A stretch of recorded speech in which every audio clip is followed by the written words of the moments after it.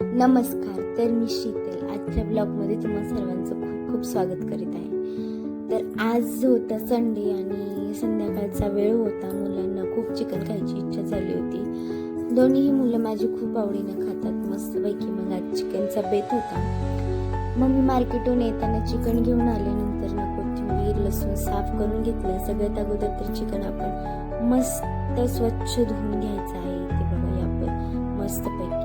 नंतर मी थोडंसं पिण्याचं पाणी आहे त्यानंतर 1-2 वेळा धुवून घेतलं. स्वच्छ चिकन करून घेतल्यानंतर एक कांदा आणि आल्याचा तुकडा इथे मी साफ करून घेणार होते.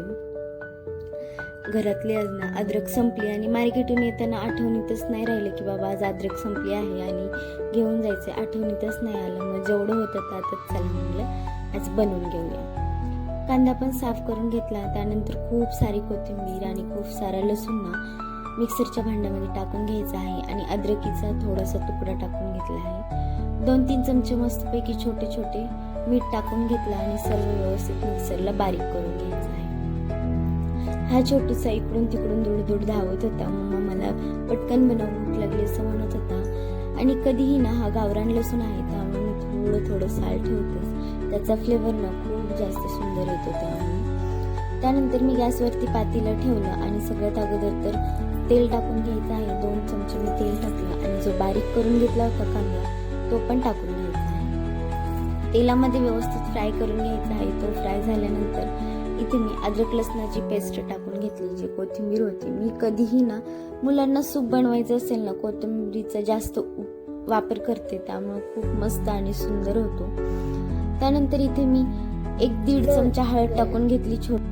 परत मी हळद 2-3 मिनिटं व्यवस्थित अशी तेलामध्ये फ्राय करून घेतली आणि जी स्वच्छ चिकन करून घेतलं होतं ते सर्व टाकून घेतलं. आता आपण चिकन ना थोडंसं मीठ टाकून ना तेलामध्ये 5 ते 10 मिनिटं व्यवस्थित असं वाफवून किंवा तेलामध्ये फ्राय करून घ्यायचं आहे. इथे बघा मी सर्व व्यवस्थित मिक्स केलं.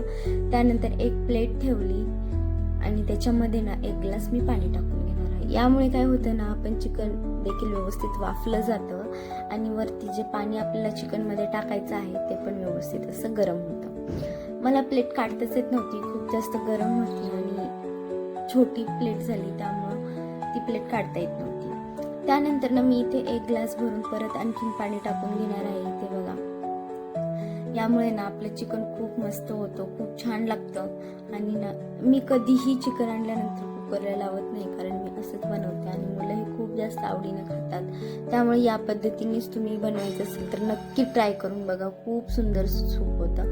त्यानंतर हा बिटुकला मध्ये चालू होतं. त्याला तहान लागली होती. अगोदर म्हटलं पाणी दे आणि सारखं चिकन दे आणि सूप दे असं म्हणत होता. त्याला खूप आवडतं. इथे बघा मध्ये करत होता, सारखं चालू होतं मम्मा झालं का.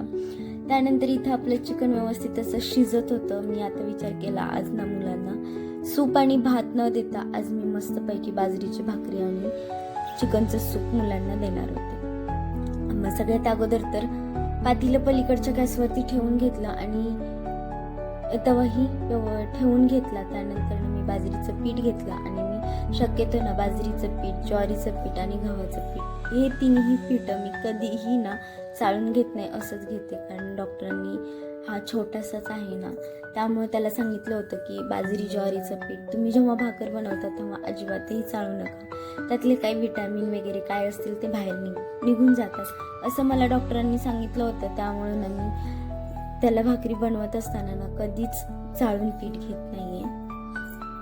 माझा छोटुकला छोटासाच आहे पण खूप जास्त आगाऊ आहे, खूप चंचल आहे. एवढंच की त्याची तब्येत होत नाहीये, तो त्याच्या पप्पासारखाच आहे. त्यामुळं त्यानंतर मी इथं भाकरी तयार करून घेतली मस्त. आता चिकनही व्यवस्थित असं शिजलं होतं.